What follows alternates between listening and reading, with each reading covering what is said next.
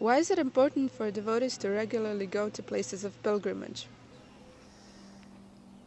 It's nice if devotees can go to places where the Lord has performed his pastimes, because it helps us to appreciate that these activities have actually gone on in a particular place. So we associate the place with the pastime, and it makes the pastime more real for us. It's nice, if possible, to go regularly, but if one is able, that's the best. But if not, one should make some effort sometime in one's life, I think, to come to these, what we consider sacred places, because they are places where the Lord connects with the world.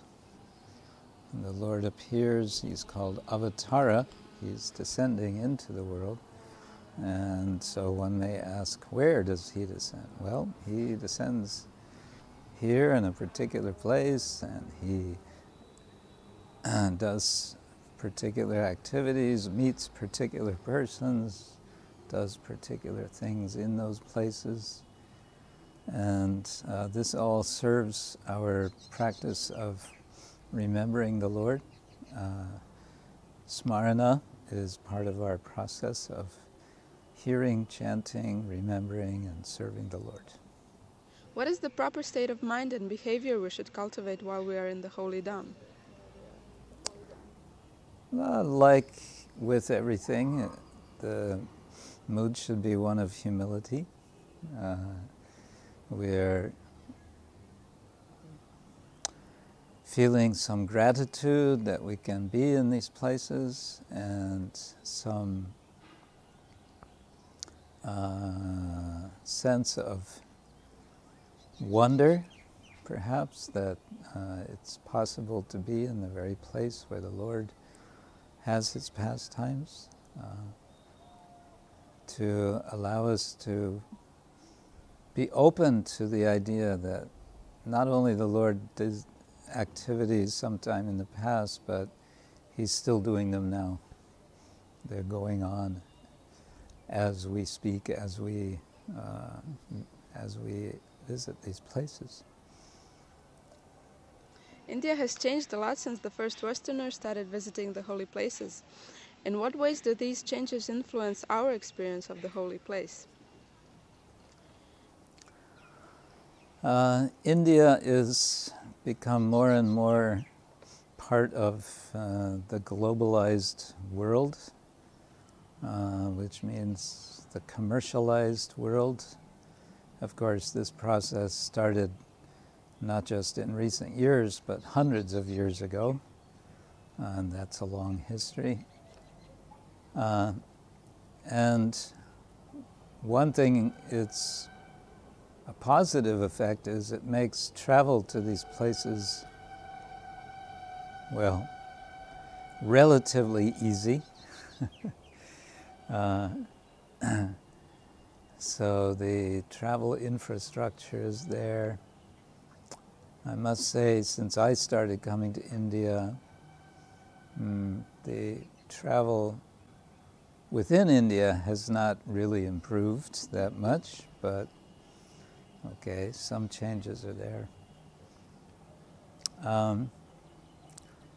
It means that more and more people are traveling, Indians are traveling, and their purposes, their motivations in going also to holy places is sometimes less than spiritual, and this makes for a challenge. Devotees want to relish a spiritual atmosphere, but then there can be so much disturbance, especially pollution. Sound pollution is, I think, the worst problem. not just from the horns, from the cars and trucks and buses, but from the disco music, the cinema music, the horrible, horrible, loud sometimes music that gets blasted all over the creation. Yeah, other changes, it's bringing, I suppose the change is it's bringing more Westerners. We see huge effects in major places such as here, Mayapur and Vrindavan Dham, in that these places are becoming like construction centers. Vrindavan is becoming like a suburb of Delhi. So much construction goes on there.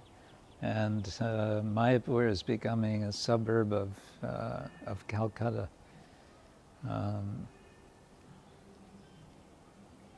And that's just the way it is.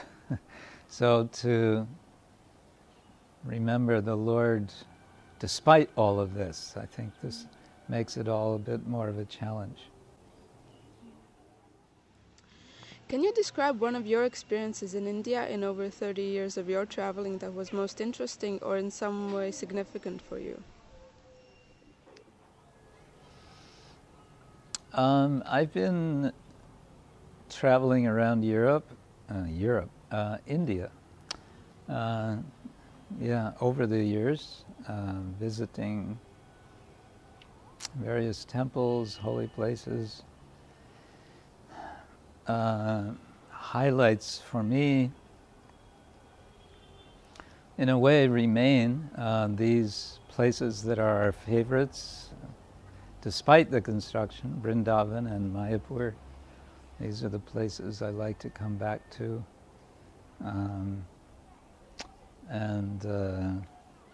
There are various adventures, traveling, misadventures that happen.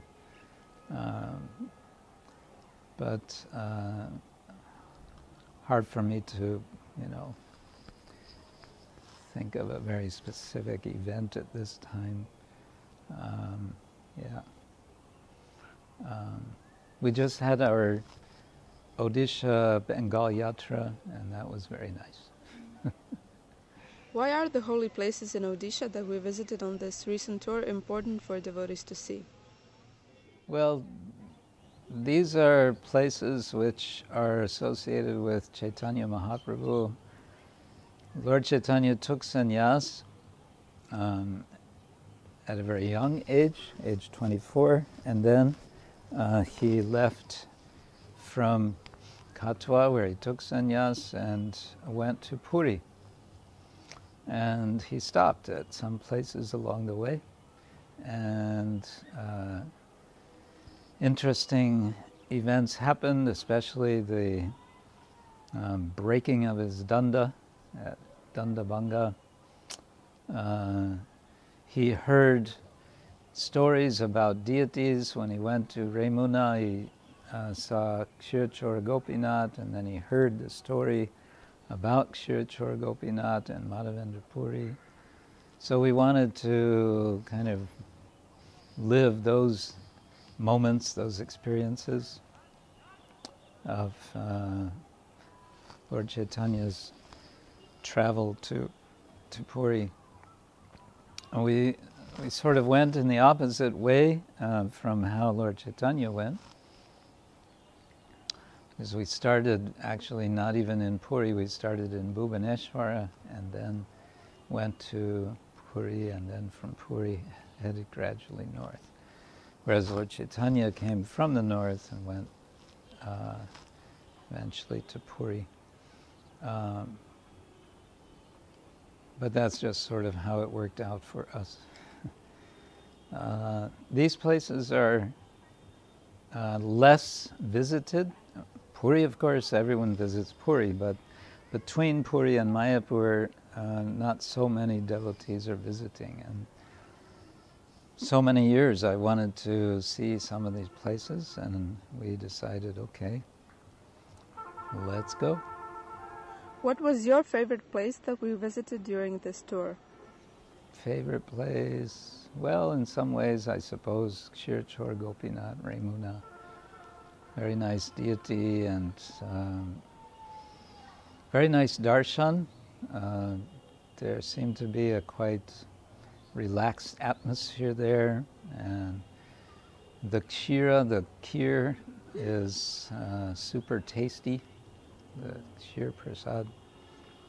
So we had a good time there. It was nice to be at Dandabanga also.